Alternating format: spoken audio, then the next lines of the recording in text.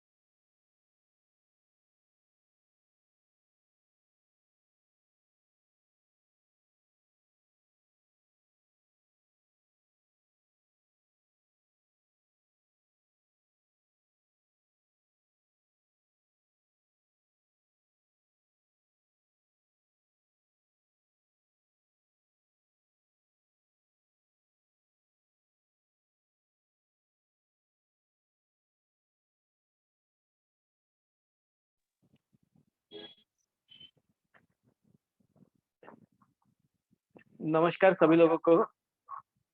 क्या मेरी आवाज़ ठीक से आ रही है आप लोगों को? अगर आवाज़ मेरी आ रही है तो आप चैट बॉक्स में यस लिखिए। ऑडियो और वीडियो दोनों भी अगर क्लियर है तो चैट बॉक्स में यस लिखिए। Okay Kirti ji, thank you.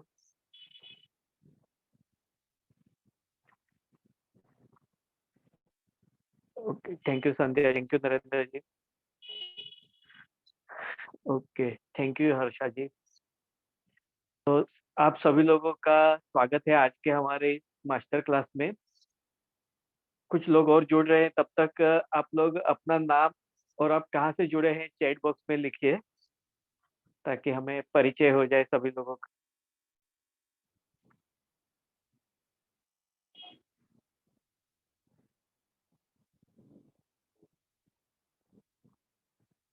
Okay, SV जी मुंबई से है।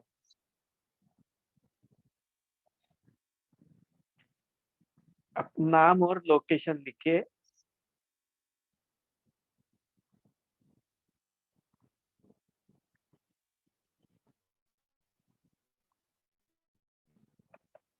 अगर मेरी आवाज आप ठीक से सुनाई दे रही है। दीपक चौहान जी, सालेम तमिलनाडु से।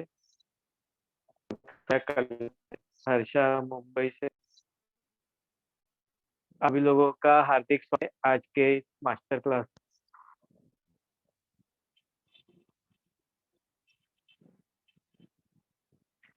कीर्ति ध्रुव जी मुंबई से है।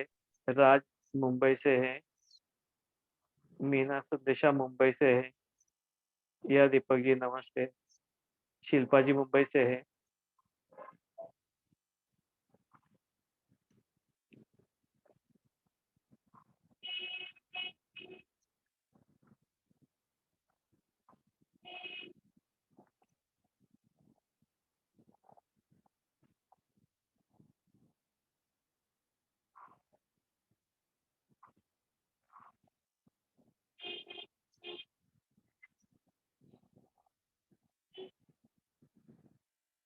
Yeah. Good evening, Munna ji.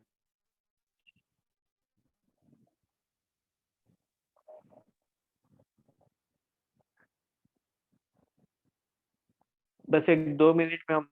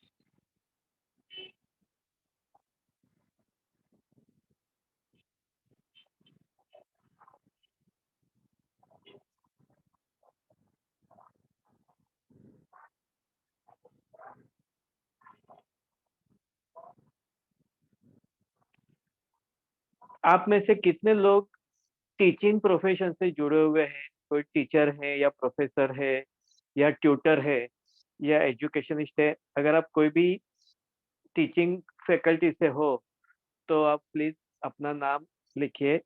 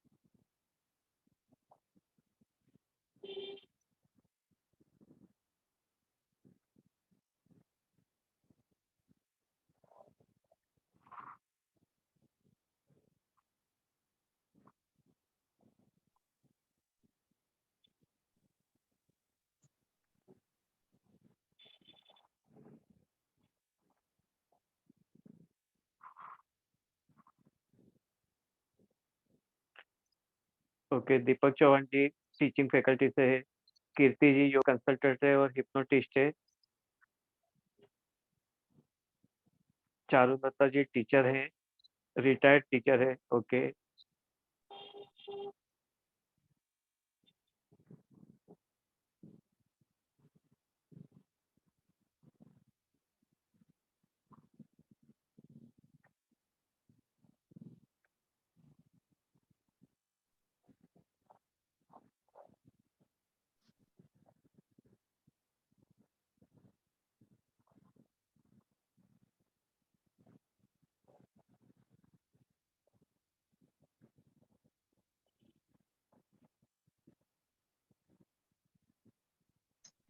क्षमा पण आहे.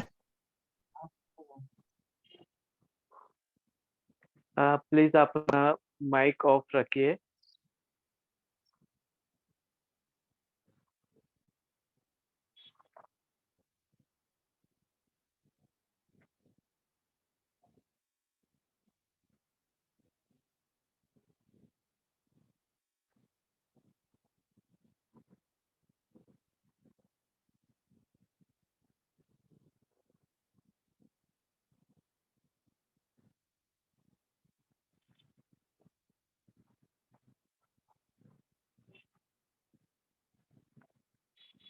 ओके, माता है, गुड।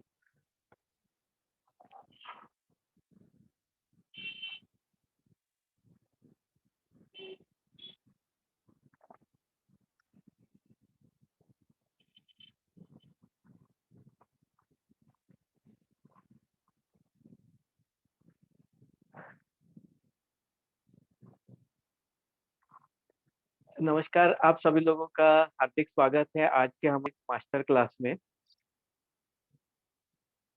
अब हम शुरुआत करते हैं। लोग आते रहेंगे, काफी सारे आ चुके हैं। अगर आप लोगों की परमिशन हो तो मैं शॉर्ट में मेरा परिचय दे दूं और हम वर्क मास्टर क्लास की शुरुआत जो लोग पहली बार आए हैं या जिन्होंने इसके पहले कभी वर्कशॉप अटेंड नहीं किया है, मास्टर क्लास अटेंड नहीं किया है, उनके लिए मैं शॉर्ट में मेरा परिचय देना चाहूंगा। इसमें से कितने लोग ऐसे हैं जो पहली बार वर्कशॉप अटेंड कर रहे हैं या मास्टर क्लास मेरा अटेंड कर रहे हैं, जिन्होंने आज के पहले कभी भी मेरे मास्टर क्लास या वर्कशॉप या सेमिनार अटेंड नहीं किए हैं? तो आप में से जो लोग भी पहली बार अटेंड कर रहे हैं वो मी लिखिए।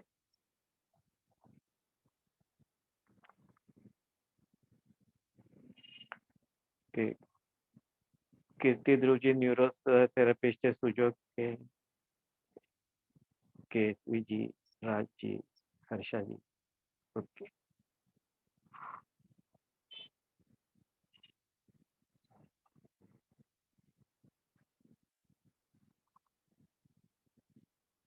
या यशोदा जानकी। ओके,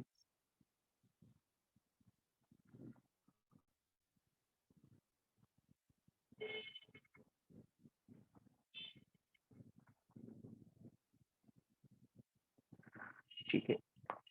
तो मैं शॉर्ट में यासीमा जी, ओके, आप पहली बार अटेंड कर रहे हैं तो सभी लोग जो पहली बार अटेंड कर रहे हैं या इसके पहले भी अटेंड कर चुके हैं, उन सभी लोगों का मैं हार्दिक स्वागत करता हूं आज के हमारे इस मास्टर क्लास में। मेरा नाम डॉक्टर अल्पेश रैयानी है। मैं पिछले 26 सालों से ज़्यादा अल्टरनेटिव थेरेपी प्रैक्टिस करता हूँ। एक्यूपंक्चर, एक्यूप्रेशर कंसल्टेंट हूँ, वेलनेस ट्रेनर और कोच हूँ। और कई सारी थेरेपीज जैसे एक्यूप्रेशर है, मैग्नेटोथेरेपी है, पैच फ्लावर थेरेपी है, बायोकेमिक रेमेडीज है, ऐसी अनेक पद्धतियों को लोगों को सिखाता भी हूँ और उससे इलाज भी करता हूँ। कई सारे लोग ये सीख चुके हैं। आज का जो हमारा मास्टर क्लास है वो मेनली मैंने फोकस किया है टीचर्स वेलनेस प्रोग्राम के तौर पे, लेकिन वैसे ये सभी लोगों को लागू हो सकता है। लेकिन टीचर्स के लिए ही क्यों? तो ये जो वर्कशॉप है ये करने के पीछे की वजह ये है कि पिछले 26 सालों में मैंने देखा है कि कई सारे लोग मेरे क्लिनिक में जो आते हैं, अ, उसमें कई सारे टीचर्स होते हैं और कई सारी शिकायतें अलग किस्म की देखने को मिलती हैं। तो मैंने जब ये शुरू किया था 96 में, उसके बाद का जो पहला डिकेड था, तो लेट 90s और अर्ली 2005 तक। Just minute. ओके, मेरी आवाज कम आ रही है?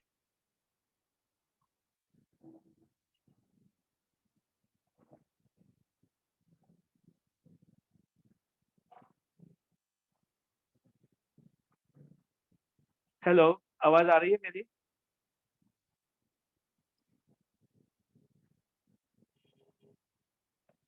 अगर आवाज ठीक से आ रही है तो चैट बॉक्स में यस लिखिए।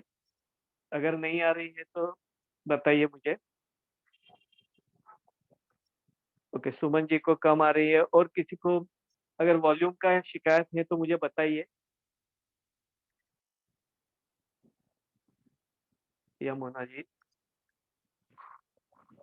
अगर आवाज कम आ रही है तो एल लिखिए, लो लिखिए, ताकि पता चले। अगर ठीक से आ रही है तो पी लिखिए, प्रॉपर है। ओके, वॉइस लो आ रही है, एक।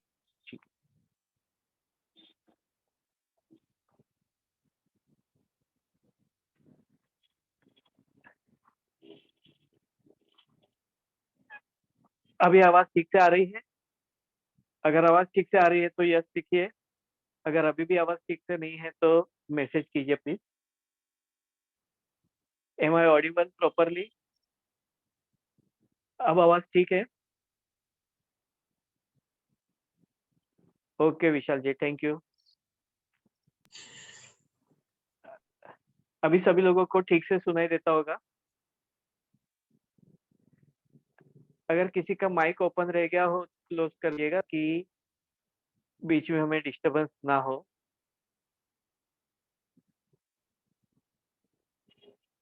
Okay Deepak ji, thank you.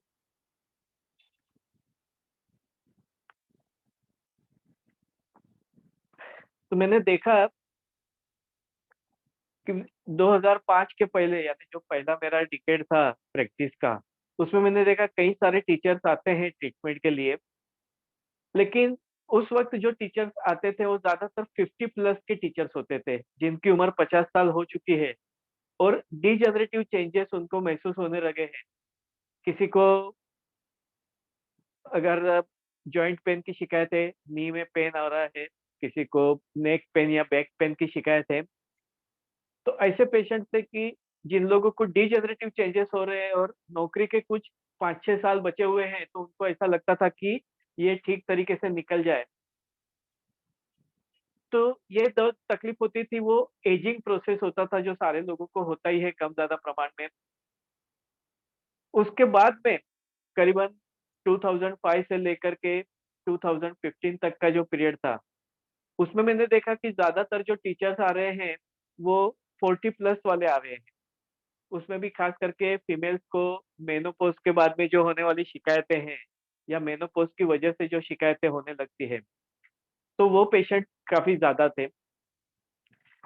उसके बाद में उनको बाकी के भी जो भी प्रोफेशनल हैजार्ड जिनको हम कहते हैं, कि सर्वाइकल पेन है, शोल्डर पेन है, टिंगलिंग नमनेस हो जाना, या पैरों में क्रैम्प्स आना, वेरिकोज वेन्स, ये सारी शिकायतें जो कि उनके वर्किंग प्रोफेशन की वजह से होता था।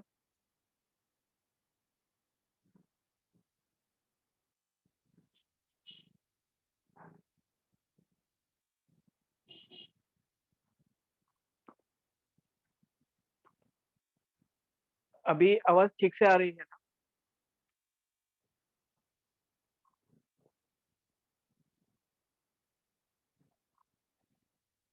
ओके।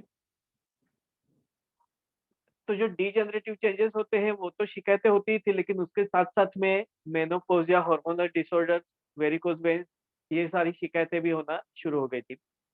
उसके बाद में 2015 ऑनवर्ड जो पेशेंट आने लगे वो ज्यादातर 40+, लेकिन उन लोगों को मेंटल स्ट्रेस से रिलेटेड शिकायतें ज्यादा होती थी। माइग्रेन की शिकायतें, हाइपर एसिडिटी है, या अर्ली एज में जिनको डायबिटीज शुरू हो गया है, हाइपरटेंशन शुरू हो गया है, ऐसी शिकायतें बहुत ज्यादा होने लगी थी। लेकिन कोविड के बाद में 2020 ऑनवर्ड्स अभी जो पेशेंट्स आते हैं, ज्यादातर जो भी टीचर्स आते हैं, तो उन लोगों को मोबाइल के ज्यादा इस्तेमाल करने की वजह से, इंटरनेट और ये सारी शिकायत जो मॉडर्न टेक्नोलॉजी है, इसका इस्तेमाल करने की वजह से, काम का तरीका बदल जाने की वजह से स्ट्रेस बहुत ही ज्यादा मात्रा में होने लगा। उन लोगों को सर दर्द की शिकायत, यानी माइग्रेन होने लगा, सीवियर स्पॉन्डिलाइटिस।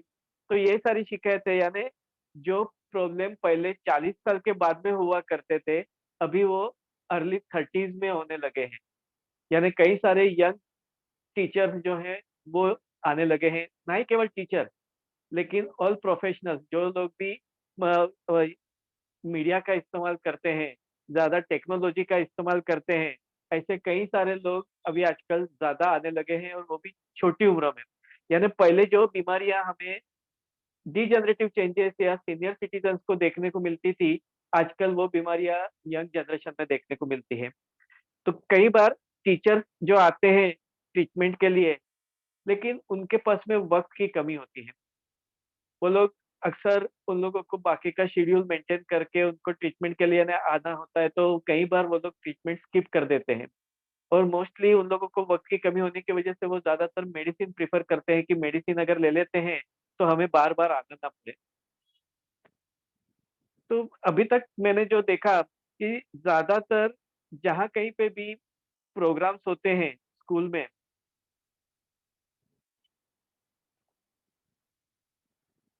तो ये स्कूल के जो प्रोग्राम्स होते हैं, ये ज्यादातर या तो टीचर्स के लिए होते हैं,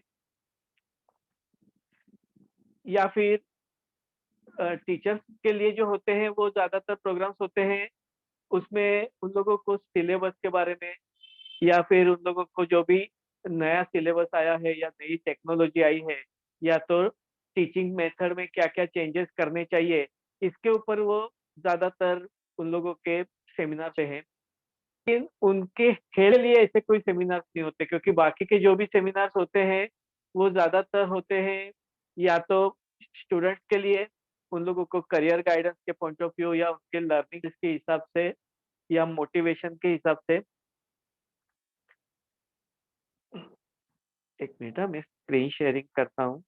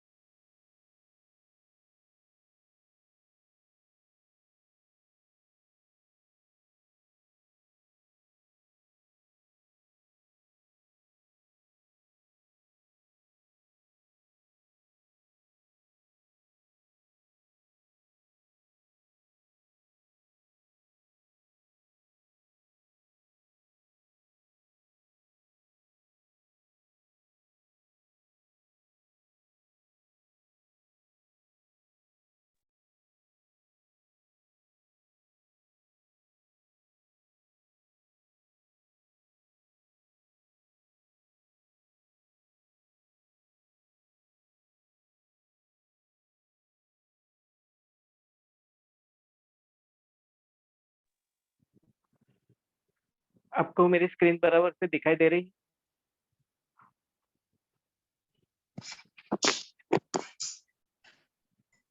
किसी का माइक ओपन रह गया है, आप प्लीज अपना माइक बंद कर दीजिए।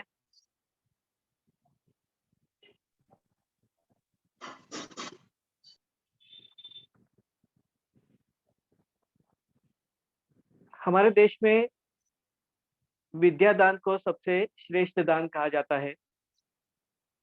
इसके लिए टीचर्स को गुरु का पद दिया जाता है, गुरु देवो नमः, ये अक्सर हम लोग कहते हैं।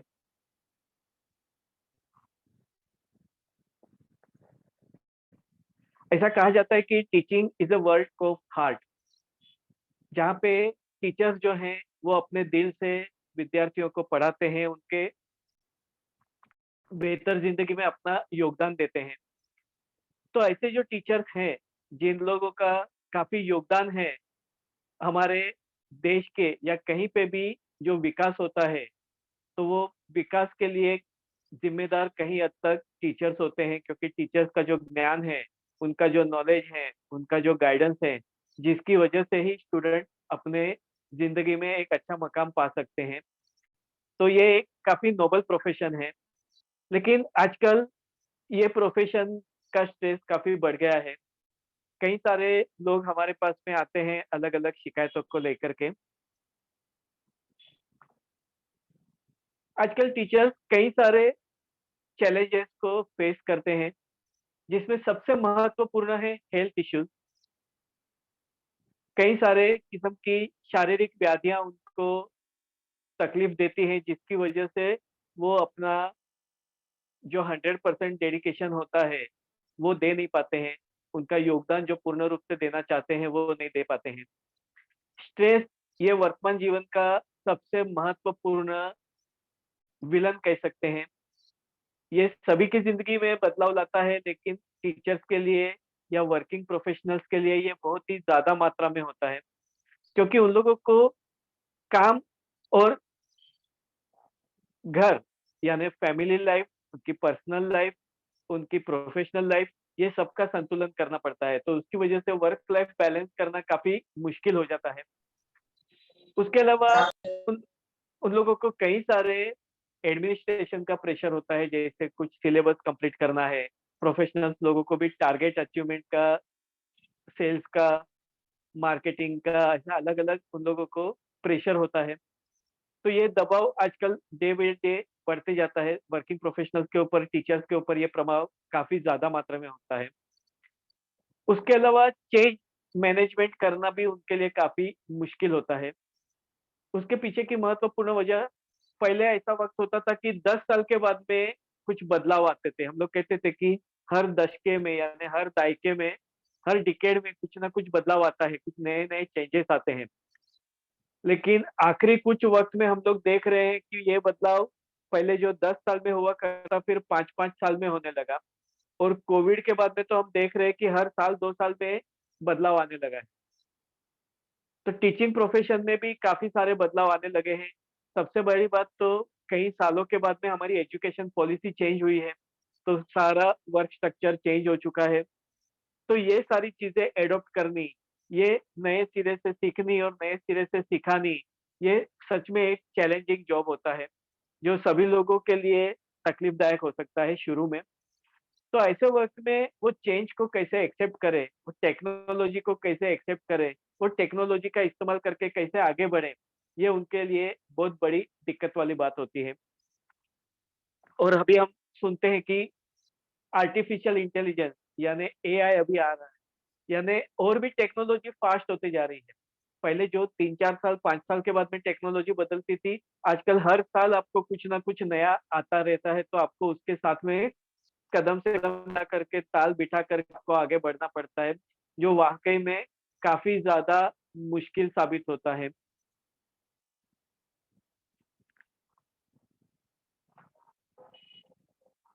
टीचर्स के लिए जो सबसे ज़्यादा चैलेंजिंग होता है, वो है हेल्थ इश्यूज़। मेरे यहाँ कई सारे पेशेंट ऐसे आते हैं जो टीचिंग प्रोफ़ेशन से हैं। उन लोगों को घुटने की शिकायत, ख़ास करके पहले के जो स्कूल्स हुआ करते थे, तो उसमें लिफ्ट वगैरह का प्रोविज़न नहीं होता था, तो उन लोगों को स्टेयरकेस चढ़ना-उतरना है, तो कभी दूसरे माले पे लेक्चर है, कभी तीसरे माले पे, कभी चौथे पे, कभी ग्राउंड फ्लोर में।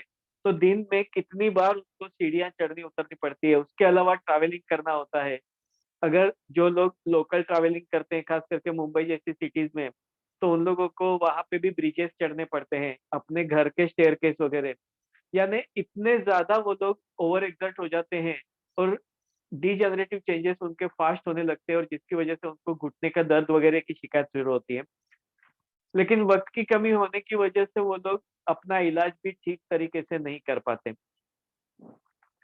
और पेन किलर खा करके या ऐसे ही इलाज करते करते वो लोग पुल ऑन करते हैं। लेकिन आखिरी में फिर उनको नी रिप्लेसमेंट की नौबत आती है।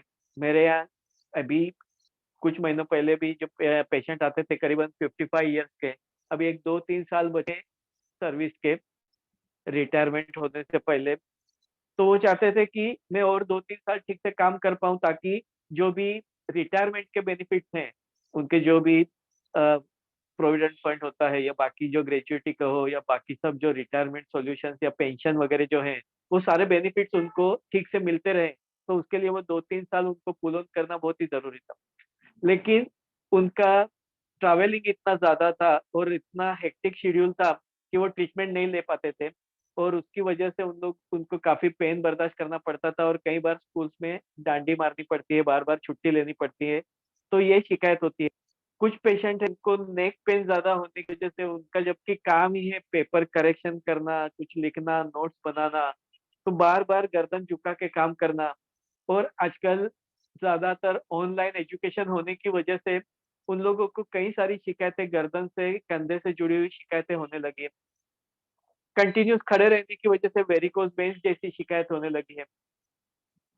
सिलेबस कंप्लीट करना, एडमिनिस्ट्रेशन का बाकी का प्रेशर, ये सब की वजह से उन लोगों को कई सारे हेल्थ इश्यूज खास करके लाइफस्टाइल डिसऑर्डर जिसको हम कहते हैं, जिसमें डायबिटीज है, हाइपरटेंशन है, हार्ट प्रॉब्लम, ओबेसिटी, ये सारी शिकायतें भी उनको होना शुरू हो जाती है।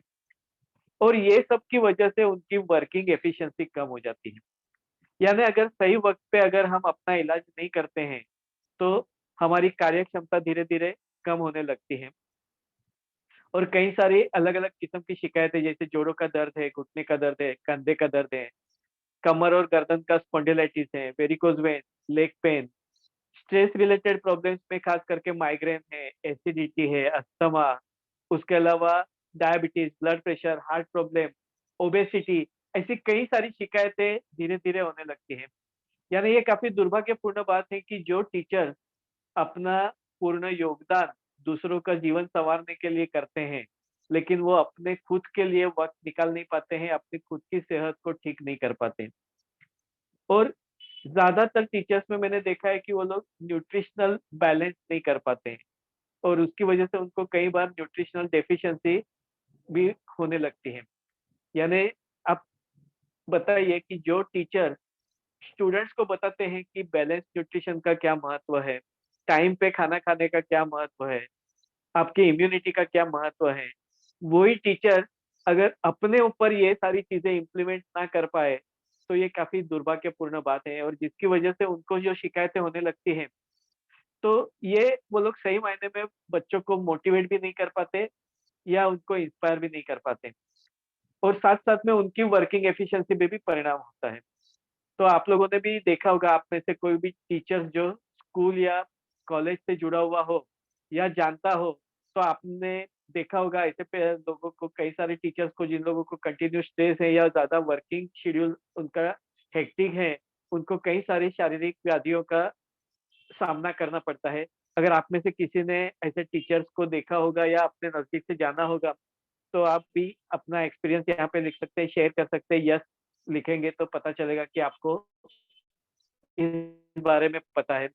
जरूरी नहीं है कि ये टीचर्स के बारे में हो, जो भी वर्किंग प्रोफेशनल्स हैं, जो लोग भी काम पे जाते हैं, और जिन लोगों को डबल जिंदगी जीनी पड़ती है कि वहां पे ऑफिस का शेड्यूल भी मेंटेन करना पड़ता है, ऑफिस का वर्कलोड भी शेड्यूल मेंटेन करना पड़ता है, वहाँ का प्रेशर भी मेंटेन करना पड़ता है, ट्रैवलिंग भी करना पड़ता है, और घर को भी संभालना पड़ता है, सोशल लाइफ भी मैनेज करनी पड़ती है।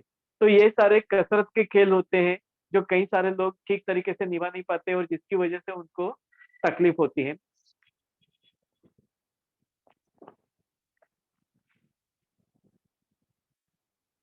स्ट्रेस यानी तनाव, ये वर्तमान जीवन में सभी लोगों को अनुभव आने वाला एक महत्वपूर्ण विलन कह सकते हैं। लेकिन ये दिन ब दिन बढ़ते ही जाता है। हर एक की ज़िंदगी में छोटे बच्चों से लेकर के बड़े तक सारे लोग स्ट्रेस से गुज़रते हैं। आपने भी कभी ना कभी स्ट्रेस का अनुभव किया होगा या बार-बार करते भी रहेंगे। तो ये स्ट्रेस जो है वो भी महत्वपूर्ण है हमारी हेल्दी लाइफ के लिए। अगर स्ट्रेस को अगर आप मैनेज करना सीख गए या स्ट्रेस के ऊपर कैसे काम करना है, स्ट्रेस के लिए क्या-क्या सॉल्यूशंस आप ले सकते हैं। तो ये सब अगर आप कर सकते हैं वक़्त पे, तो आप कई सारी तकलीफ़ों से बच सकते हैं। लोगों को ऐसा लगता है कि केवल हम दवाई ले लेंगे, तो हमारी बीमारी मेंटेन हो जाएगी। आपने देखा होगा कि कई सारे लोग डायबिटीज़ के लिए, ब्लड प्रेशर के लिए, हार्ट प्रॉब्लम के लिए सालों-साल दवाइयाँ लेते आते हैं। लेकिन ये दवाई केवल उतने ही दिन काम करती है जब तक आप दवाई ले रहे हैं। इनफैक्ट कई बार ऐसा भी होता है कि दवाई लेने के बावजूद बीपी बढ़ जाता है, शुगर बढ़ती है, हार्ट प्रॉब्लम बढ़ जाता है। यानी दवाई केवल 24 घंटा काम करती है। अगर आज की दवाई आपने ली है, आज का आपका ब्लड प्रेशर मेंटेन है, आपका आज का शुगर मेंटेन है। आप अगर 2-3 दिन दवाई लेना भूल गए तो तुरंत से आपका ब्लड प्रेशर बढ़ जाता है, आपका शुगर बढ़ जाता है, आपके बाकी के इश्यूज़ बढ़ जाते हैं। और कंटिन्यूअस सालों-साल दवाइयाँ लेने की वजह से भी किडनी के ऊपर असर होता है, लिवर के ऊपर असर होता है। ऐसे कई सारे अलग-अलग अवयवों नुकसान पहुँचता है। तो स्ट्रेस ये साइलेंट किलर की तरह काम करता है। वो धीरे-धीरे अपना पॉइज़न पसरते जाता है और शरीर को खोखला बनाते जाता है, दिमाग को खोखला बनाते जाता है। और उसका असर जब भी बढ़ जाता है, तभी फिर बड़े बीमारियों के रूप में हमें वो दिखाई देने लगता है। लेकिन तब तक काफ़ी वक़्त निकल गया होता है और वो बीमारियाँ ऑलमोस्ट इरिवर्सिबल फ़ेज़ पे चली जाती हैं। तो ये स्ट्रेस को सही समय पे, सही तरीके से कंट्रोल में लाना काफ़ी ज़रूरी है। आज के हमारे इस मास्टर क्लास में योगा टीचर भी हैं, तो उनको पता होगा कि स्ट्रेस कितना महत्वपूर्ण है हैंडल करने के लिए और कई सारे लोगों को उसी की वजह से ज़्यादा प्रॉब्लम होता है, लेकिन लोग केवल दवाई खा लेते हैं। लेकिन जो स्ट्रेस के ऊपर काम करना चाहिए, जैसे योगा में हम लोग मेडिटेशन करते हैं, शवासन करते हैं, योग निद्रा करते हैं। तो ये सारे जो मेंटल रिलैक्सेशन के टेक्निक्स हैं, उसके अलावा जो रेगुलर योग और एक्सरसाइज है, जो कि आपका ब्लड सर्कुलेशन एक्टिवेट करता है, आपका डाइजेशन ठीक करता है, तो जिसकी वजह से आपका स्ट्रेस का लेवल कम होने लगता है। तो ये हमें सीखना काफ़ी ज़रूरी है, उसका इस्तेमाल करना काफ़ी ज़रूरी होता है।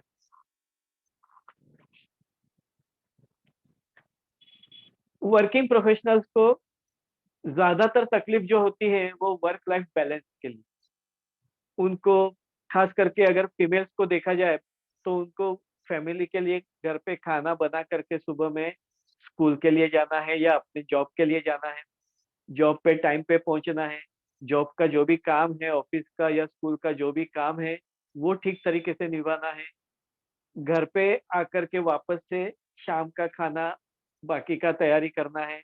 उसके अलावा कुछ सोशल फंक्शन हो तो वो भी अटेंड करना है, वहाँ पे भी अपना रोल निभाना है। तो ये कंटिन्यूअस हेक्टिक शेड्यूल उन लोगों के दिमाग में अगर आप देखेंगे तो एक साथ में कई सारे ख़्याल चलते रहते हैं। नतीजा ये होता है कि रात को वो ठीक तरीके से सो भी नहीं पाते हैं।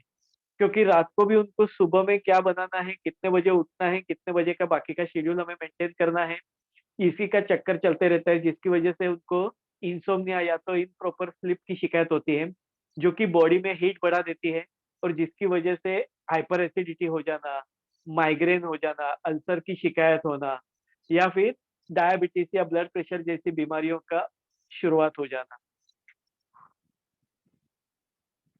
तो वर्क लाइफ बैलेंस ये काम करने वालों के लिए, वर्किंग प्रोफेशनल्स के लिए काफ़ी महत्वपूर्ण होता है उसको सँभालना। वर्क लाइफ बैलेंस करने के लिए या वो जो स्ट्रेस है, वो तनाव है, वो कम करने के लिए अ, बायोकेमिक रेमेडीज़ में कुछ कालीफोस जैसी दवाइयाँ होती है। कालीफोस ये एक दवाई है, होम्योपैथी में भी कालीफोस होती है और बायोकेमिक में भी कालीफोस होती है।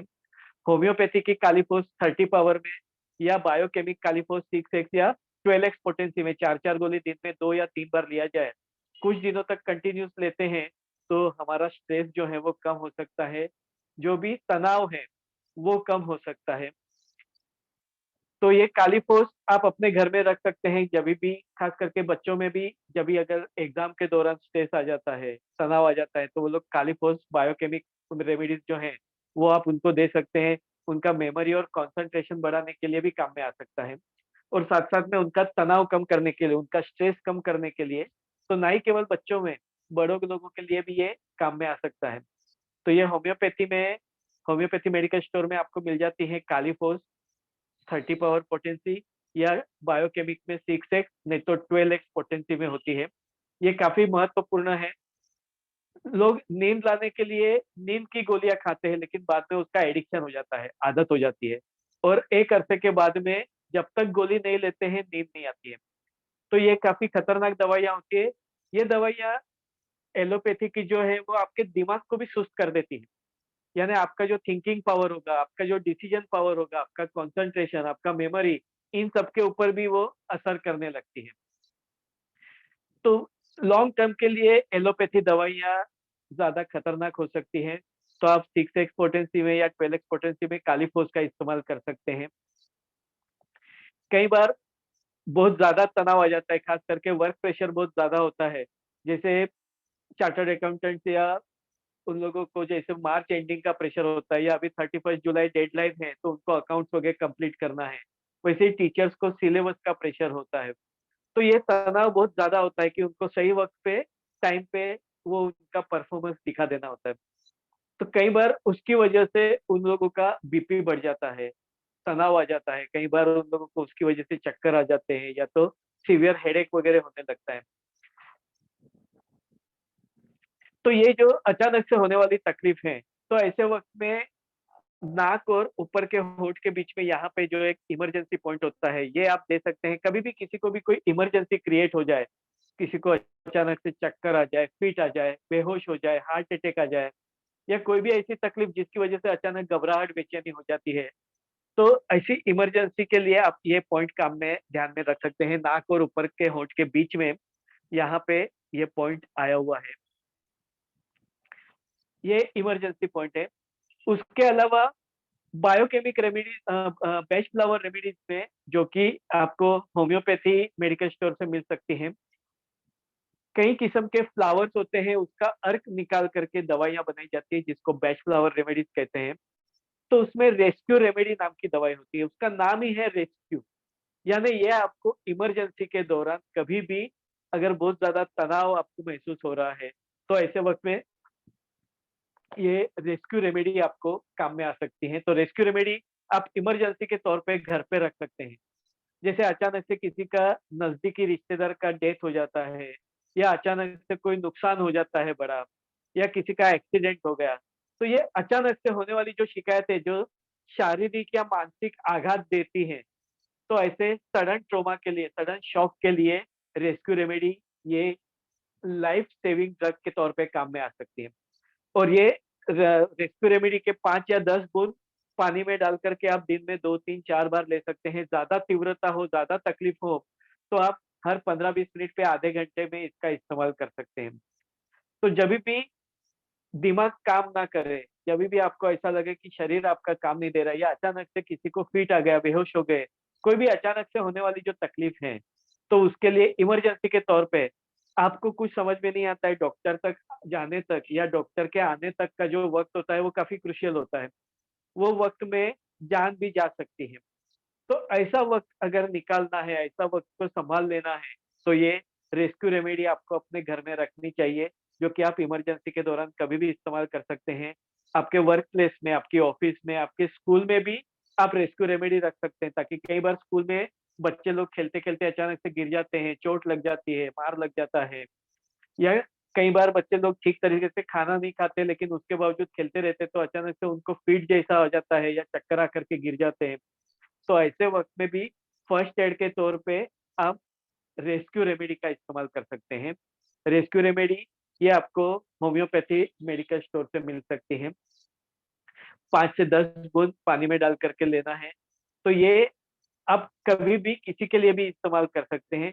तो ये कुछ चीजें हैं कि जो आप घर में रख सकते हैं फर्स्ट एड के तौर पे।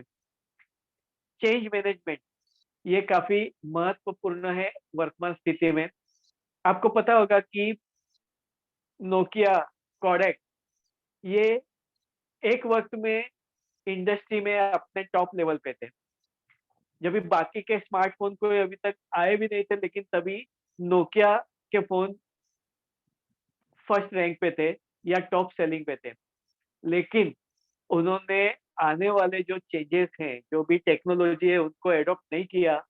नतीजा ये हुआ कि नोकिया मार्केट से बाहर निकल गया और उसके बाद में फिर सैमसंग, वीवो, ओप्पो या कई सारी कंपनियां आने लगी। आज अभी नोकिया स्ट्रगल कर रहा है अपना स्थान बचाने के लिए, अपना स्थान बनाने के लिए। यानी जो एक बार टॉप लेवल पे था, वो चेंजेस को एडॉप्ट नहीं कर पाया और जिसकी वजह से वो आज मार्केट के कंपटीशन से ही समझ लीजिए कि बाहर चला गया। कोडेक ये अपनी टेक्नोलॉजी नहीं संभाल पाया या अपग्रेड नहीं कर पाया। तो पहले हम जो फोटो निकालते थे कैमरा, तो कोडेक रोल होते थे। आजकल वो चीज ही चली गई है, क्योंकि नई टेक्नोलॉजी आ गई है। आजकल सबके घर में, सबके हाथ में कैमरा है, मोबाइल में। तो ये टेक्नोलॉजी या नए चेंजेस को जो एडॉप्ट नहीं कर पाते हैं, वो लोग इंडस्ट्री से बाहर चले जाते हैं, कंपटीशन से बाहर चले जाते हैं और उनका स्ट्रगल बढ़ जाता है। तो ये बात सभी लोगों के लिए लागू होती है, हम आप हो या वर्किंग प्रोफेशनल्स हो या और भी कोई हो। तो टीचर्स के लिए चेंज मैनेजमेंट ये एक चैलेंजिंग जॉब है। 2020 के पहले यानी कोविड एरा के पहले टीचिंग मेथड यानी केवल क्लासरूम में जाकर के स्टूडेंट्स को पढ़ाना, यही एक सिस्टम हुआ करती थी। कोविड के बाद में पूरा चेंज हो गया कि हम घर में से भी लोगों को पढ़ा सकते हैं। और यही नतीजा है कि आप और हम जूम के माध्यम से आज एक दूसरे के साथ में कनेक्टेड हैं। मैं यहाँ मुंबई में बैठा हूँ, आप लोग अपने अपने स्थान पे बैठे हैं, और उसके बावजूद भी हम लोग इकट्ठा होकर के कुछ नई चीज सीख रहे हैं, जान रहे हैं। यानी आपको मुंबई तक, मेरे क्लिनिक तक आने की जरूरत नहीं है, मुझे आपके प्लेस तक आने की जरूरत नहीं है।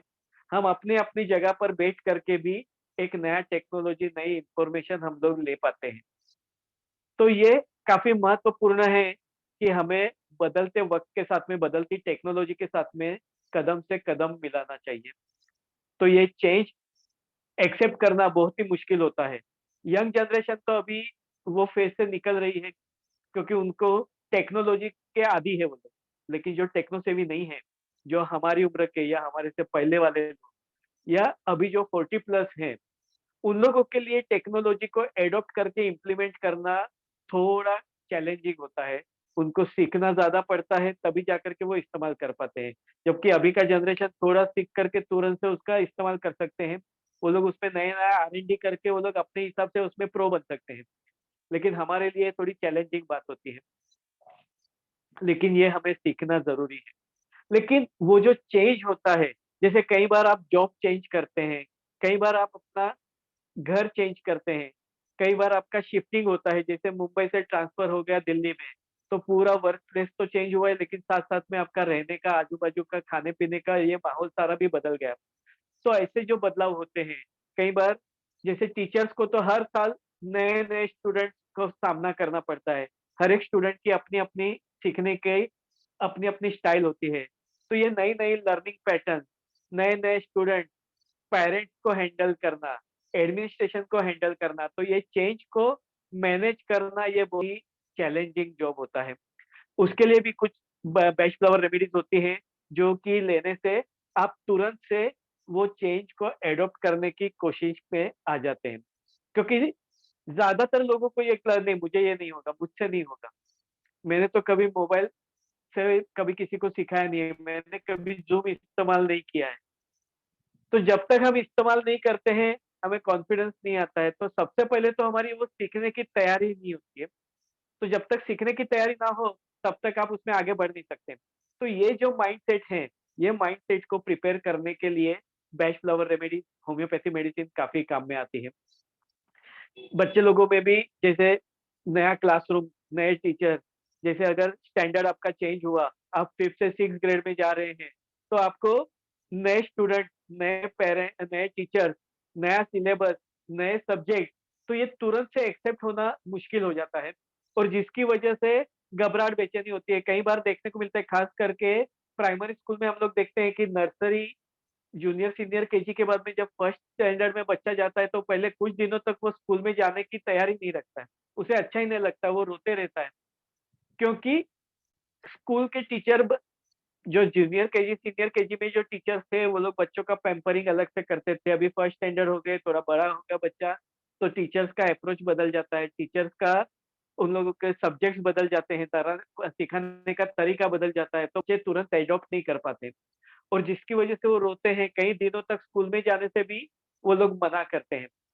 तो ये चेंज सभी के लिए चैलेंजिंग होता है, छोटे बच्चे हों या बड़े हों। अगर हम भी जब भी घर शिफ्ट करते हैं, एक एरिया से दूसरे एरिया में जाते हैं, तो हमें भी मेंटल प्रिपरेशन करने को बहुत सारा वक़्त लगता है। हम जब ऑफ़िस चेंज करते हैं, जब हम जॉब चेंज करते हैं, तो ये चेंज जो होता है, ये बदलाव लाना, तो वो हमें काफ़ी दिक्कत देता है, काफ़ी चैलेंजिंग होता है चेंज को एक्सेप्ट करना और उसको ओवरकम करना। तो उसके लिए आपको बेस्ट फ्लावर रेमेडीज़, एक्यूप्रेशर, ये आपको काम में आ सकता है, जो कि आपका मानसिक तनाव कम करता है, आपका कॉन्फिडेंस लेवल बढ़ाता है, आपका चेंज को एक्सेप्ट करने का आपका कैपेसिटी बढ़ाता है। अभी ये सारी जो शिकायतें हैं, उसके अलावा और भी सारे फैक्टर्स होते हैं। जैसे टीचर्स के लिए अगर देखा जाए तो लर्निंग स्टाइल, बच्चों की कई सारी लर्निंग पैटर्न अलग-अलग किस्म की होती है। कोई ल बच्चा ऑडिटरी लर्नर होता है, कोई बच्चा विजुअल लर्नर होता है, कोई बच्चा काइनेस्थेटिक लर्नर होता है। यानी कुछ बच्चों को सुन के याद रहता है, कुछ बच्चों को देख के याद रहता है, कुछ बच्चों को प्रैक्टिकली करके याद रहता है। उसी तरह से कुछ बच्चे होते हैं, वो कंसेप्ट ड्रिवन होते हैं। जब तक उनको कंसेप्ट समझाया ना जाए, वो आगे नहीं बढ़ पाते। तो कुछ बच्चे होते हैं, वो ऑब्जेक्ट ड्रिवन होते हैं कि उनको प्रोजेक्ट चाहिए, उनको कुछ क्रिएटिविटी चाहिए, उनको कुछ आर्ट चाहिए, कुछ वर्क चाहिए, जो वो टास्क रिलेटेड हो और वो टास्क करने के बाद में वो सीखते हैं। यानी हर एक बच्चे का अपना-अपना लर्निंग स्टाइल होता है। तो ये सब लर्निंग स्टाइल अलग-अलग से हैंडल करना, टाइम मैनेजमेंट करना, कौन से टाइम पे क्या काम करना है, किसको प्रायोरिटी देना है, क्या हमें छोड़ना है, तो ये भी एक बहुत बड़ा चैलेंजिंग टास्क होता है। ये टास्क वर्किंग प्रोफेशनल्स के लिए भी चैलेंजिंग है, टीचर्स के लिए भी चैलेंजिंग है। यानी जिन लोगों को 2-3 ज़िंदगियाँ एक साथ में जीनी पड़ती हैं, जिनको वर्किंग प्रोफेशन भी मेंटेन करना है, जिनको फैमिली भी मेंटेन करना है, जिनको सोशल लाइफ भी मेंटेन करनी है और जिनको अपनी हेल्थ भी मेंटेन करनी है। यानी ये सारे के सारे जो भी व्यायाम हैं, इसको मैनेज करके हमें आगे बढ़ना है, जो कि सच में एक काफ़ी चैलेंजिंग काम होता है। तो अगर यहाँ तक आप लोगों को अगर इन्फॉर्मेशन अगर सही लगी हो और आप लोगों को अगर ऐसा लगता है कि यस, हमें इसमें आगे बढ़ना है या हमें ऐसा कुछ करना है कि जिसकी वजह से हम ये सारे इश्यूज को हैंडल कर पाए, ये सारी तकलीफों को हैंडल कर पाए, तो उसके लिए एक वर्कशॉप का मैंने आयोजन किया है। तो जिन लोगों को भी आप लोगों का अगर परमिशन दे, तो मैं वो वर्कशॉप के बारे में आपको जानकारी देता हूँ। तो अगर आप लोगों की परमिशन हो, तो आप मुझे यस लिखिए, तो मैं आपको आने वाले वर्कशॉप के बारे में जानकारी देना चाहूँगा।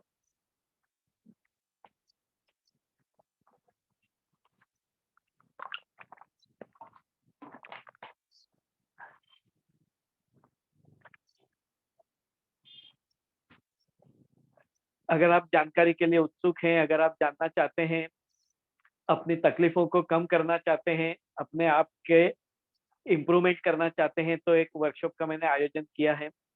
तो अगर आप लोगों को अगर वो वर्कशॉप के बारे में जानकारी चाहिए, तो आप प्लीज़ यस लिखिए, ताकि मुझे पता चले कि आप लोग मेरी बातें सुन रहे हैं। अभी तक जो भी मैंने बताया, उसके साथ में आप में से कितने लोग सहमत हैं? अगर आप सहमत हैं, तो एग्री लिखिए, ए लिखिए।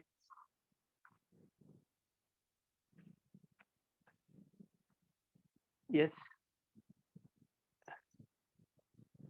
मैं आपको क्या रिप्लाई का राह देख रहा हूँ। ओके, या नरेंद्र जी एग्री है, यस। ऑनलाइन एजुकेशन का ये ड्रॉबैक भी है, जैसे कुछ एडवांटेज हैं कि हम लोग कहीं से भी जुड़ सकते हैं, उसी तरह से एक डिसएडवांटेज ये भी है कि हम सामने वाले को, सभी लोगों को देख नहीं पाते। कई बार जब किसी के वीडियो बंद होते तो हमें पता भी नहीं है कि सामने वाला पर्सन सच में हमारी बात सुन भी रहा है या नहीं। यस, यानी वो फिजिकली अटेंड कर भी रहा है कि नहीं, ये हमें पता नहीं होता है। हम लोगों ने ऑनलाइन एजुकेशन के वक्त में देखा था, कोविड पीरियड के दौरान, कि जब भी टीचर पढ़ा रहे हैं, स्टूडेंट सो गए हैं और पेरेंट्स उनका लेक्चर अटेंड कर रहे हैं, क्योंकि टीचर क्या पढ़ा रहे हैं, क्या नोट्स दे रहे हैं, क्या पूछने वाले हैं, क्या लिख के देना है, तो ये हमें जानकारी होना चाहिए। तो बच्चा अटेंड नहीं कर रहा है, लेकिन उसके पेरेंट्स अटेंड कर रहे हैं। यानी तभी कोविड पीरियड में ये बहुत बड़ा ऑफर था कि एक स्टूडेंट के साथ में दो पेरेंट्स फ्री। आमतौर पे तो वो लोग जितनी फीस वसूल करते हैं, वो एक स्टूडेंट की बजाय 4 स्टूडेंट की फीस हो, ऐसा लगता है हमें। लेकिन एक ही स्टूडेंट को ही पढ़ाना होता है। लेकिन ऑनलाइन एजुकेशन में हम लोगों ने देखा कि ये बाय डिफॉल्ट हमें ऑफर मिला था कि एक स्टूडेंट के साथ में दो पेरेंट्स फ्री। यानी एक टीचर, एक बच्चा अटेंड कर रहा है, लेकिन बच्चे के साथ साथ में उसके पेरेंट्स भी लेक्चर अटेंड कर रहे हैं। तो ये ऑनलाइन एजुकेशन, जिसके फायदे भी होते हैं और उसके बाकी के ड्रॉबैक्स भी हैं। तो हमें ये पता नहीं चलता कि सामने हमारी बात कोई सुन भी रहा है या नहीं। तो इसके लिए मैं इंटरेक्शन के लिए आपके रिप्लाई की राह देख रहा था कि मैं जो बता रहा हूँ वो आप लोग उसके साथ में सहमत हैं, आप लोग आगे जानना चाहते हैं। तो अगर आप लोग जानना चाहते हैं, तो मैं आने वाले वक्त में जो मैं वर्कशॉप अरेंज करने जा रहा हूँ, उसके बारे में मैं कुछ आपको जानकारी देना चाहता हूँ।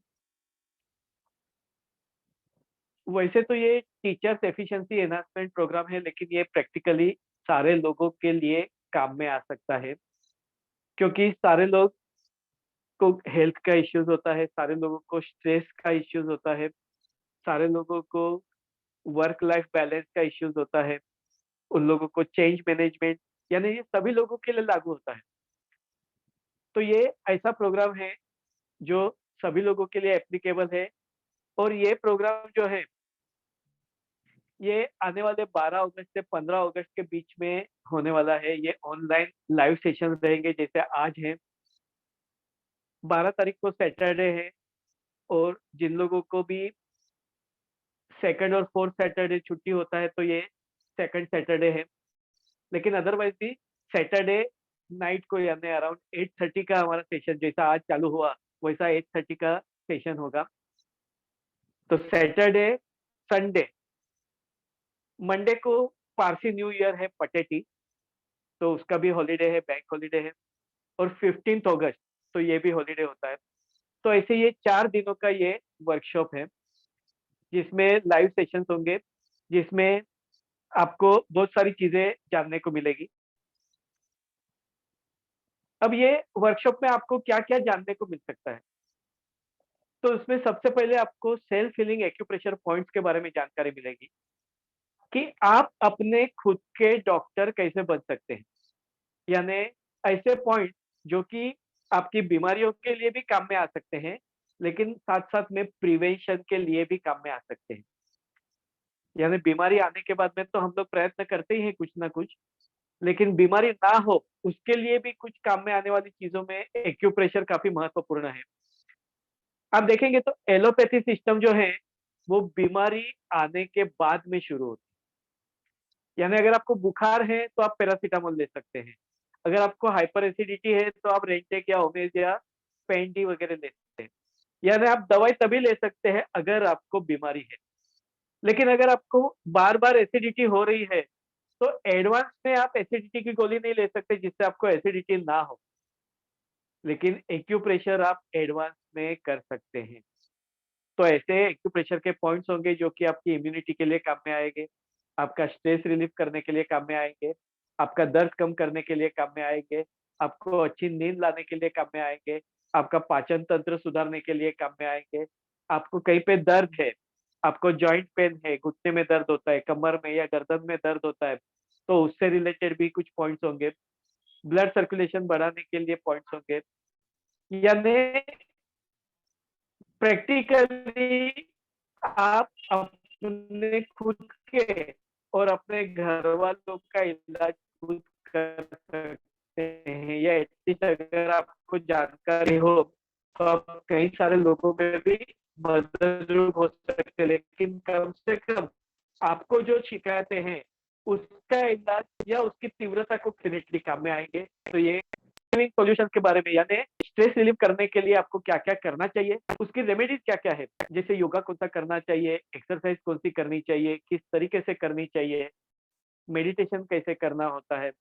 उसके अलावा कुछ होम्योपैथी और बायोकेमिक मेडिसिन जो कि आपका स्ट्रेस कम करने के लिए और आपका तनाव कम करने के लिए काम में आ सकती है। उसके अलावा कुछ बेस्ट फ्लावर रेमेडी होगी जो कि आपको चेंज मैनेजमेंट, स्ट्रेस या ऐसी जो शिकायतें हैं या फिर साइकोलॉजिकल जो इश्यूज हैं या फिजिकल इश्यूज के लिए भी कुछ बेस्ट फ्लावर रेमेडीज आपको बताई जाएगी। उसके बाद में सबसे महत्वपूर्ण आपको न्यूट्रिशन के बारे में कुछ जानकारियां मिलेगी, क्योंकि लोगों को पता नहीं है कि हमें क्या खाना चाहिए और क्या नहीं खाना चाहिए।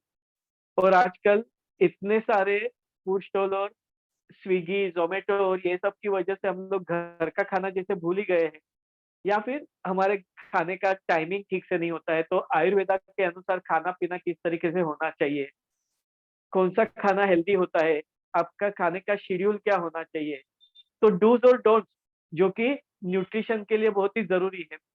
कई सारी बीमारियां न्यूट्रिशनल इम्बैलेंस की वजह से होती है। उसमें एक सबसे महत्वपूर्ण है ओबेसिटी, वजन बढ़ना। यानी अगर आप सही तरीके से खाना नहीं खाते हैं तो भी वजन बढ़ता है। आप डाइटिंग करते हैं तो उसमें कई सारे जो न्यूट्रिशन जो मिलने चाहिए वो अगर नहीं मिलते हैं तो उसकी वजह से भी वजन बढ़ सकता है। तो आपने देखा होगा कि कई लोग खाते कम है लेकिन वजन ज्यादा होता है। तो आपका खाना अगर ठीक से हजम नहीं होता है या आप सही तरीके से नहीं खाते हैं तो उसकी वजह से भी आपको ओबेसिटी या जॉइंट पेन या एसिडिटी जैसी शिकायतें हो सकती है। उसके बारे में आपको कुछ फिजिकल एक्टिविटीज के बारे में भी जानकारी मिलेगी, जिसमें आपको सर्टन योगा या सर्टन एक्सरसाइज जो करनी चाहिए, जो कि आपके वर्किंग प्रोफेशन की वजह से आपको जो तकलीफ हो रही है, जैसे नेक पेन होता है, शोल्डर पेन है, बैक पेन है, नी पेन होता है, लेग में क्रैम्प्स वगैरह आते हैं, हाथ पैर में झुनझुनाहट होती है, सर दर्द होता है। तो ऐसी जो शिकायतें होती है जो आपके कामकाज के तरीकों की वजह से होती है, तो उसके लिए किस तरीके की एक्सरसाइज चाहिए, किस तरीके की फिजिकल एक्टिविटी आपको करनी चाहिए, क्या अवॉइड करना चाहिए, इसके बारे में भी आपको जानकारी मिलेगी।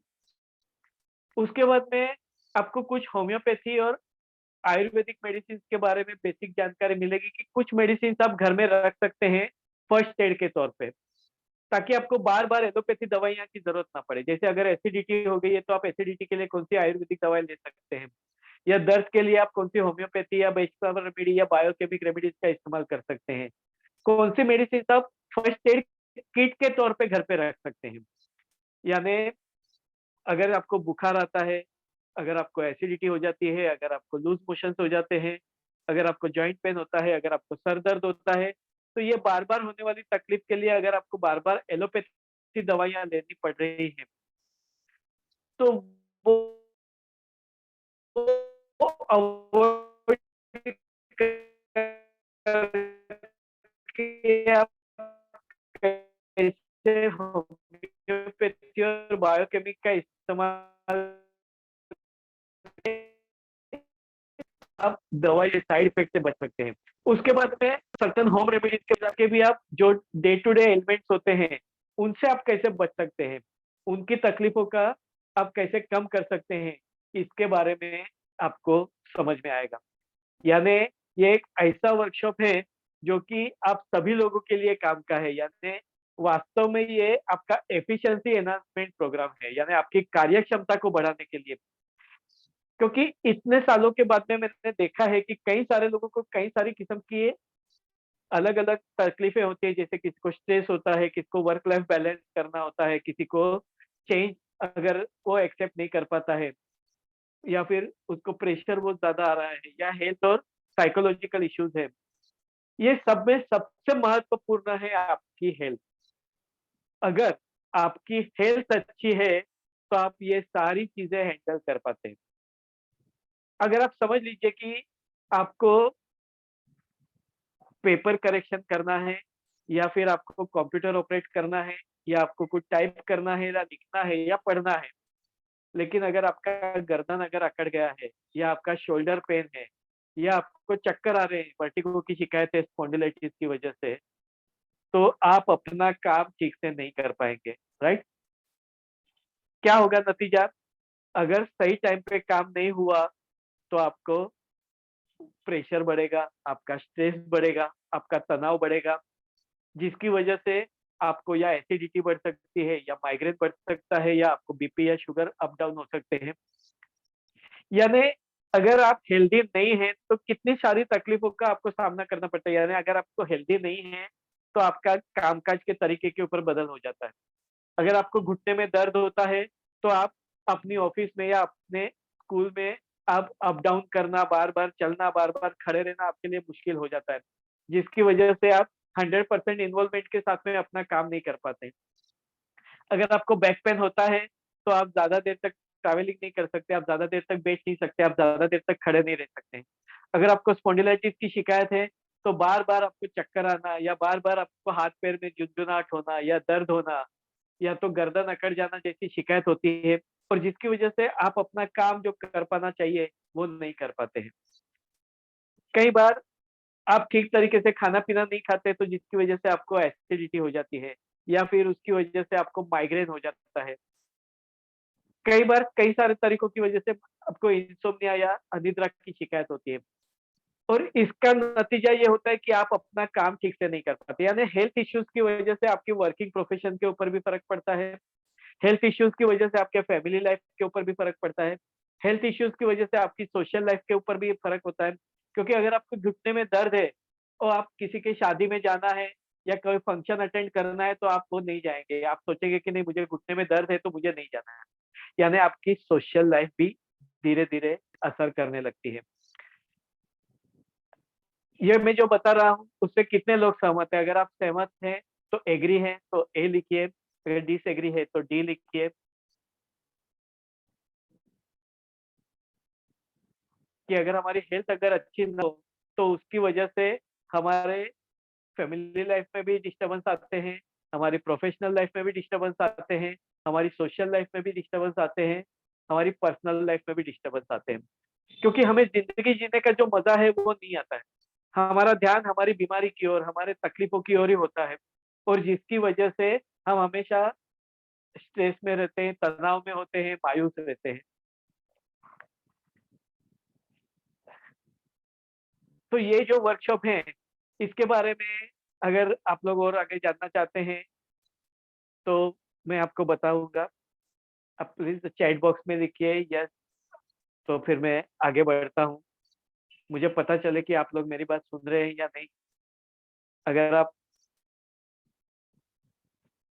मेरे साथ में हैं, अगर मेरी बात सुन रहे हैं तो आप चैट बॉक्स में अपना रिप्लाई दीजिए ताकि मुझे पता चले।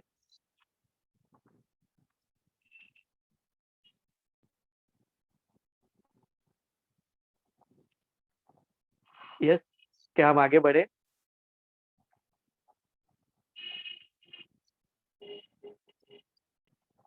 Okay,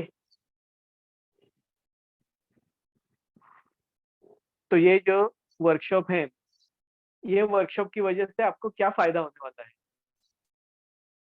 be your own doctor. आप अपने खुद के डॉक्टर बन सकते हैं। यानी आपको बेसिक जानकारी ऐसी मिल जाएगी कि जिसकी वजह से आप अपनी रोजमर्रा की तकलीफों को अपने आप हैंडल कर सकते हैं, अपने घर में रह करके, या अपने घर की चीजों से, या आपके नॉलेज की मदद से। और ये सबके साथ में सबसे महत्वपूर्ण बात है कि आपको लाइफ टाइम गाइडेंस और सपोर्ट मिलेगा। यानी आप मेरे कम्युनिटी में जुड़ जाएंगे तो वहां पे आप अपने प्रॉब्लम्स, अपने इश्यूज जो हैं, हेल्थ इश्यूज हैं, वो शेयर कर सकते हैं। तो उसके सॉल्यूशंस आपको मिल जाएंगे। कुछ एक्यूप्रेशर के पॉइंट्स के बारे में जानकारी मिल सकती है, कुछ दवाइयों के बारे में जानकारी मिल सकती है, कुछ होम रेमेडीज के बारे में जानकारी मिल सकती है। और ये आपको कंटिन्यूस हमेशा के लिए मिल सकती है। आज अगर आप देखने को जाएंगे तो कोई भी मेडिकल प्रोफेशनल के पास में आप जाते हैं तो केवल आप अगर आप एक प्रॉब्लम लेकर के जाते हैं कि मुझे घुटने में दर्द हो रहा है, तो अभी करंट जो भी प्रॉब्लम है वो केवल सुनने के लिए, उसके ऊपर आपको मार्गदर्शन करने के लिए वो 500 से 1000 रुपए केवल कंसल्टेशन फीस ले लेते हैं। उसके बाद में आपके सारे लेबोरेटरी इन्वेस्टिगेशन और बाकी सब चक्कर चलते हैं, दवाइयाँ चलती है, तो आपके 1000, 2000, 5000 तो कहाँ निकल जाते हैं आपको पता भी नहीं चलता है। और ये केवल होता है एक प्रॉब्लम के लिए। आप अगली बार अगर दूसरा प्रॉब्लम लेकर के जाते हैं तो यही सिलसिला फिर से शुरू होता है। यानी हर बार आपको, अगर आप अलग-अलग डॉक्टर के पास में जाते हैं तो अलग खर्चा होता है, अलग-अलग प्रॉब्लम लेकर के जाते हैं तो अलग-अलग खर्चा होता है। और उसके बाद में भी आपको जो दवाइयाँ देते हैं, वो दवाइयों के अलग-अलग साइड इफेक्ट्स होते हैं। तो अगर आप दवाइयों की साइड इफेक्ट से बचना चाहते हैं, अगर आप उनकी तकलीफों से बचना चाहते हैं, क्योंकि कई बार क्या होता है कि बीमारी का उतना तकलीफ नहीं होता है जितनी दवाइयों की तकलीफ होती है, या एसिडिटी बढ़ जाती है या किडनी के ऊपर असर हो जाता है। बीच में हमारे एक रिश्तेदार मिले थे, तो उनके साथ में बात हुआ तो उनके लड़के को डायलिसिस चल रहा था करीबन 1.5-2 साल से। तो मैंने उनको पूछा कि क्या हुआ था? तो उन्होंने बताया कि कोविड पैंडेमिक के वक़्त में उनको कुछ हार्ट इश्यू हुआ था, तो जिसकी वजह से हार्ट स्पेशलिस्ट डॉक्टर के पास चले गए। डॉक्टर ने कुछ दवाई लिख के दिया था, वो उनको चालू कर रखने के लिए कहा। 15 दिन के बाद में वापस से मिलना था, लेकिन उसके पहले ही लॉकडाउन लग गया। मार्च 20 की बात है ये। तो कोई डॉक्टर अवेलेबल नहीं, हॉस्पिटल सब बंद हो चुके थे, कोई कम्युनिकेशन नहीं था, तो उन्होंने वो दवाइयाँ कंटिन्यू रखी। 6-7 महीने के बाद में, जब दिवाली के बाद में लॉकडाउन वगैरह का हुआ, तब वो उनकी के लिए दिखाने के लिए डॉक्टर के पास गए। डॉक्टर ने उनका चेकअप किया, इन्वेस्टिगेशंस निकाले, तो इन्वेस्टिगेशंस किए तो पता चला कि उसका किडनी फंक्शन वीक हो गया है। तो डॉक्टर ने कहा कि ऐसा क्या हो गया कि आपका किडनी फंक्शन वीक हो गया है? तो आप कौन सी दवाइयाँ लेते हैं, क्या करते हैं वो बताइए? तो उन्होंने बताया कि ये दवाई है, वो मैं ले रहा हूँ कुछ महीनों से, करीबन 6 महीने से ये दवाई ले रहा हूँ। तो बोला ये तो हार्ट की दवाई है, लेकिन ये केवल 15 दिन ही लेनी है, आप 6 महीने तक क्यों ले रहे हैं? तो बोला पैंडेमिक था, कोई डॉक्टर अवेलेबल नहीं था, डॉक्टर ने लिखा था ये दवाई आपको कंटिन्यू करनी है, तो मैंने कंटिन्यू की। तो बोला ये केवल 15 दिन तक दवाइयाँ लेनी होती हैं, उसके बाद में अगर ली जाए तो वो किडनी के ऊपर असर करती है, और आप 6 महीने से ले रहे हैं, इसकी वजह से आपका किडनी डैमेज हो गया, क्रिएटिनिन बढ़ते जा रहा था, उनको आखिरी 1.5 साल में उनको डायलिसिस करना पड़ा, और अभी गए महीने में उनका डेथ हो गया at the age of 45 year. यानी ये दवाइयाँ कई बार बीमारी, उनका हार्ट का प्रॉब्लम था, वो तो एज इट इज था ही था, यानी उसमें तो कुछ इम्प्रूवमेंट हुआ ही नहीं, लेकिन एडिशनली किडनी प्रॉब्लम बढ़ गया। तो ऐसे हम लोग कई बार ऐसे किस्से देखते हैं। तो लॉन्ग टर्म दवाइयाँ लेने की वजह से कई सारे साइड इफेक्ट्स होते हैं। तो जैसे हमें इकोनॉमिकली यानी फाइनेंशियली हमें आत्मनिर्भर होना है, तो उसी तरीके से हमें हेल्थ के मामले में भी आत्मनिर्भर होना ज़रूरी है। एटलीस्ट हम बेसिक चीज़ें अपने आप हैंडल कर सकें। बेसिक चीज़ें हम लोग अपना आप इलाज कर सकें, उतनी हमें जानकारी होनी चाहिए, ताकि हमें हर बार दवाइयाँ ना लेनी पड़े, बार-बार हमें डॉक्टर के पास भाग के जाना ना पड़े। तो ये मेन ये वर्कशॉप का हेतु है कि ताकि आपको ओवरऑल बेनिफिट मिले। आपको थोड़ी बहुत सेल्फ हीलिंग थेरेपीज़ के बारे में पता चले, आपको कुछ योगा एक्सरसाइज के बारे में पता चले, आपको मेडिटेशन प्राणायाम के बारे में कुछ पता चले, आपको न्यूट्रिशन के बारे में पता चले, आपको ओवरऑल आपकी हेल्थ और वेलनेस को मेंटेन करने के लिए आप क्या-क्या कर सकते हैं, प्रिवेंशन के लिए भी और एक्जिस्टिंग प्रॉब्लम्स के लिए भी, उसके आपको आपका नज़रिया बदले, आपको जानकारी मिले, इस तरीके का ये वर्कशॉप है। ये वर्कशॉप जो है, इसका एक्चुअल जो इसका फीस जो है वो 999 रुपीज़ है। Trainer teacher enhancement efficiency enhancement program TEEP, लेकिन ये हर एक इंसान के लिए एफिशिएंसी एनहांसमेंट प्रोग्राम है, कोई भी इंसान इसको जुड़ सकता है। ये 999 रुपीज़ इसका फीस है, और ये 12 अगस्त से लेकर के 15 अगस्त तक 4 दिन लाइव सेशंस रहेंगे। आपको उसका रिकॉर्डेड सेशंस भी मिलेंगे, जो आप अगर कोई सेशन आपका स्किप हो जाता है तो, और सबसे महत्वपूर्ण बात, आपको लाइफ टाइम गाइडेंस और सपोर्ट मिलेगा। तो जिन लोगों को भी ऐसा लगता है कि यस, हमें ये प्रोग्राम अटेंड करना है, क्योंकि यूट्यूब पे, गूगल में बहुत सारी जानकारी है, बहुत सारे वीडियोस हैं, लेकिन उसमें क्या करना चाहिए, कैसे करना चाहिए, कैसे इस्तेमाल करना चाहिए, इसके बारे में हम पता नहीं चलता है।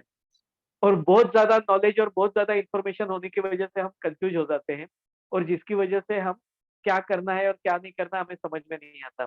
तो अगर आप मेडिकल सुपरविजन में, मेडिकल गाइडेंस में अगर आपको कोई चीज सीखने को मिलती है, इस्तेमाल करने को मिलती है, तो आप सही तरीके से, अच्छी तरीके से उसका इस्तेमाल कर सकते हैं, उसका फायदा ले सकते हैं। तो ये क्यूआर कोड है, और ये जीपे नंबर भी है, सेम नंबर 9820 वाला जो है, ये आपको, जो मेरा नंबर है, यही नंबर आपको जीपे के लिए भी काम में आएगा। और ये क्यूआर कोड है, स्कैन करके आप भेज सकते हैं।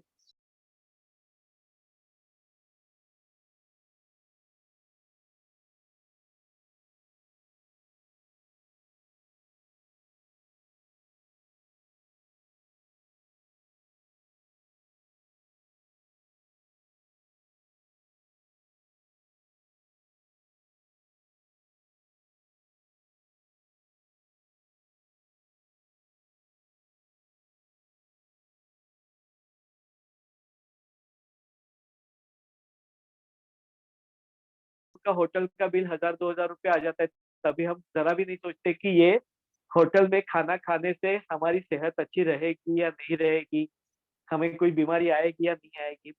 हम खुशी खुशी जाते हैं और खुशी खुशी खाते हैं, और बाद में बीमारी लाते हैं। लेकिन उसके बारे में हम लोग कभी नहीं सोचते कि ये कितना महंगा है, या फिर ये खाने की वजह से हमें क्या नुकसान होगा। और ऐसा खर्चा हम लोग बार बार करते हैं। कोई भी चीज अच्छी लगी, बेमतलब की हो, तो भी हम लोग खर्चा कर डालते हैं। कहीं होटल में जाते हैं, कहीं पार्टी करते हैं, तो हजारों रुपया हम लोग खर्चा कर डालते हैं। एक आधा पिक्चर देखने को जाते हैं मल्टीप्लेक्स में, तो एक ही बार में 500 से 1000 रुपया खर्चा हो जाता है। लेकिन जब इस सेहत की बात आती है, तभी हम लोग सोचने लगते हैं कि यार, सच में हमें ये कोर्स करना चाहिए या नहीं करना चाहिए। तो जो लोग भी अपनी सेहत के बारे में चिंतित हैं या जागरूक हैं, जिनको ऐसा लगता है कि ये वर्कशॉप की वजह से मैं मेरे और मेरे फैमिली मेंबर को मदद रूप हो सकती हूँ, क्योंकि ये ऐसा वर्कशॉप है जो आपके लिए ही नहीं, आपके फैमिली के लिए भी काम में आएगा। क्योंकि एक्यूप्रेशर के जो पॉइंट्स होंगे, वो आप अपने फैमिली मेंबर्स को भी बता सकते हैं, उनकी तकलीफों में भी वो काम में आ सकते हैं।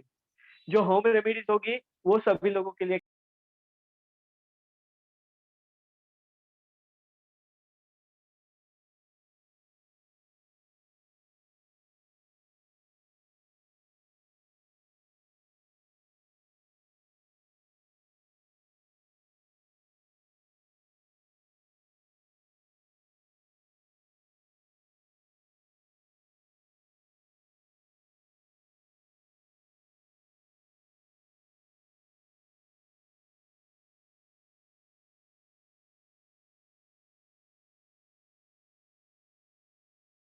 तभी बात करते हैं कि आपके आसान नुस्खे की वजह से मेरी वाइफ का सालों का सर्दी खांसी की शिकायत चली गई। करीबन 20 साल पहले की बात मैं बता रहा हूँ। 20 साल पहले वो अपने मिसेज को लेकर के आए थे मेरे क्लिनिक में। उनको तकलीफ था एलर्जिक कफ कोल्ड का। जब भी क्लाइमेट चेंज होता है या खाने पीने में चेंज हो गया, तो तुरंत से उनको सर्दी हो जाती थी। तो मैंने उनको केवल बताया कि सर्दी के मौसम में, ठंडी के मौसम में आप सूंठ वाला पानी उबाल करके पीजिए, और सूंठ, हल्दी, गुड़ और घी, ये तवे पर जरा गर्म करके उसकी गोली बना करके दिन में 2-3 बार खाइए। तो ये अगर आप रेगुलरली करेंगे, तो आपको कोई एंटी एलर्जी या एंटीबायोटिक दवाइयों की जरूरत नहीं पड़ेगी। उन्होंने ठंडी और बारिश के मौसम में वो कंटिन्यूअसली 6 महीने तक इसका प्रयोग किया। उसके बाद में आज तक, आज 20 साल से ज्यादा वक्त हो गया है, वो जब भी मिलते वो कहते हैं कि उस दिन के बाद से मुझे सर्दी खांसी की शिकायत कम हो गई, मुझे जो एलर्जी बार बार होती थी वो तकलीफ कम हो गई। अब जब भी मुझे सर्दी जैसा लगता है, मैं सूंठ वाला पानी पी लेती हूँ, तो मेरी सर्दी तुरंत चली जाती है। यानी एक आसान नुस्खा जिसके लिए कोई खर्चा भी नहीं है, जिसके लिए भी कोई चार्जेस नहीं पे करना पड़ा। ऐसे आसान नुस्खे की वजह से आज 20 सालों से उनकी तकलीफ चली गई। ऐसे तो कई सारे किस्से हैं। यानी जब भी आप ऐसी कोई चीज सीख लेते हैं, तो वो आपको जिंदगी भर काम में आती है और उसका मूल्य आप पैसे में नहीं मोल सकते, अमूल्य होता है। लेकिन एक बेसिक कॉस्टिंग एक वर्कशॉप के हिसाब से, और जो सच में इंटरेस्टेड लोग हैं उनके लिए ही ये वर्कशॉप है। क्योंकि मैंने देखा है कि फ्री वर्कशॉप होता है तभी कई सारे लोग जुड़ते हैं, लेकिन बाद में वो फ्री दी हुई चीजों का इस्तेमाल भी नहीं करते। जैसे हम लोग कई बार मेडिकल कैंप करते हैं, तो मेडिकल कैंप में हम लोग फ्री दवाइयों का वाटप करते हैं, फ्री दवाइयां देते हैं।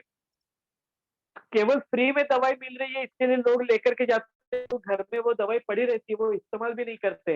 लेकिन चलो फ्री में है ना, क्या जाता है, डॉक्टर को दिखा के आएंगे, फ्री में लेकर के आएंगे। यानी फ्री में दी हुई चीजों का लोगों को उस महत्व नहीं होता, चाहे आप उसको कितना भी कीमती चीज दे दो, उनको लगता है फ्री में है यानी उसकी वैल्यू नहीं होता। लेकिन जब हम कुछ कीमत दे करके कुछ चीज करते तभी हम लोग उसका जतन करते हैं, तब लग हम लोग उसको ठीक तरीके से संभालते हैं। तो ये कई बार देखा जाता है। और दूसरी बात, बहुत ज्यादा लोग होते हैं तो उनको संभाल पाना भी मुश्किल होता है, उनको एड्रेस कर पाना, उनके सारे प्रश्नों को उत्तर दे पाना भी मुश्किल होता है। तो जब कुछ लिमिटेड लोग होते हैं तो इंटरेक्शन अच्छा होता है, उनके प्रॉब्लम्स को, उनकी क्वेरीज को हम अच्छी तरीके से सॉल्व कर सकते हैं। वो लोग भी अपने सवाल आसानी से पूछ सकते हैं। तो इसके लिए ये वर्कशॉप है। ये 4 दिनों का एवरीडे 1.5 घंटे के हिसाब से 12 अगस्त से 15 अगस्त के बीच में ये वर्कशॉप है। ये वर्कशॉप जो है, ये आपको अपना खुद का डॉक्टर बनाने के लिए काम में आएगा। यानी आप कई सारी चीजों को आप सीख सकते हैं, जिसमें सेल्फ हीलिंग थेरेपीज होगी, स्ट्रेस रिलीविंग सॉल्यूशंस होंगे, कुछ बायोकेमिक, होम्योपैथी और आयुर्वेदिक रेमेडीज का बारे में जानकारी होगी, दृश्य बारे होगी, हेल्थ और एक्सरसाइज बारे में जानकारी होगी, योगा के बारे में जानकारी होगी।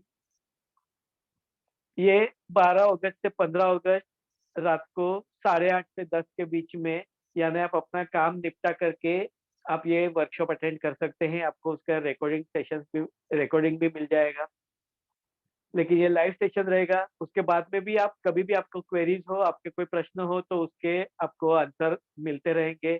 आप मेरे व्हाट्सएप ग्रुप में आप हमेशा जुड़े रहेंगे, तो आपके बहुत सारे प्रॉब्लम जब भी होता है तो उसके बारे में आपको रेमेडीज बताई जाएगी, सॉल्यूशंस बताए जाएंगे कुछ आसान तरीके से। इस तरीके का ये वर्कशॉप होगा और कोई भी इंसान सीख सकता है, ऐसा ये वर्कशॉप है। तो जो लोग भी इंटरेस्टेड हैं ये वर्कशॉप अटेंड करने के लिए, आप चैट बॉक्स में मेल लिखिए। मैं थोड़ी देर के बाद में ग्रुप ओपन करता हूँ, जिसमें आप अपना व्यू बता सकते हैं, आपकी क्वेरीज पूछ सकते हैं, या अगर आप ज्वाइन करते हैं तो आपके पेमेंट डिटेल्स जो हैं वो आप स्क्रीनशॉट आप वो ग्रुप में शेयर कर सकते हैं, ताकि आप लोगों को मेन ग्रुप में मैं एनरोल कर सकूं। अगर आपका कोई क्वेरीज हो तो आप चैट बॉक्स में लिख सकते हैं, तो मैं कोशिश करूंगा आपको आंसर करने के लिए। तो अगर आपको वर्कशॉप से रिलेटेड अगर अगर कुछ पूछना चाहते हैं तो आप चैट बॉक्स में अपने सवाल लिख सकते हैं।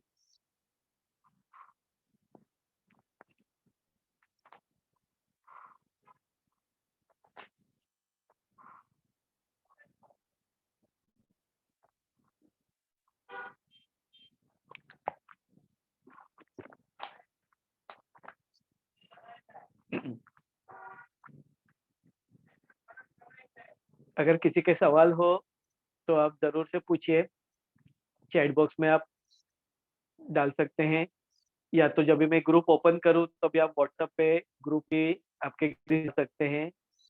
वो ग्रुप केवल आपकी क्वेरीज या वर्कशॉप से रिलेटेड प्रॉब्लम्स के लिए या इश्यूज के लिए या इंफॉर्मेशन के लिए है, जिसमें और कोई मैसेज या विशेष या एडवर्टाइजमेंट ना हो, ये ध्यान में रखिए।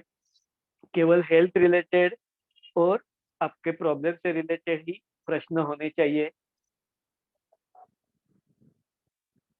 अगर आपको कोई सवाल है तो आप पूछ सकते हैं, और 3 मिनट है हमारे पास में। डू इट योर सेल्फ यानी DIY जिसको हम कहते हैं, इस तरीके का ये वर्कशॉप है कि आप खुद ही अपने डॉक्टर बन सकते हैं, अपने थेरेपिस्ट आप खुद बन सकते हैं और आपके जो भी डे टू डे प्रॉब्लम्स है उसको आप फेस करके उसको आप सॉल्यूशन आपको मिल सकता है, जिसकी मदद से आप हेल्दी भी हो सकते हैं और प्रिवेंशन के लिए भी आपको काम में आ सकते हैं। ये जो नॉलेज है वो दूसरों को भी मदद रूप हो सकते हैं और अपनी ज़िंदगी ज़्यादा अच्छी तरीके से जी सकते हैं।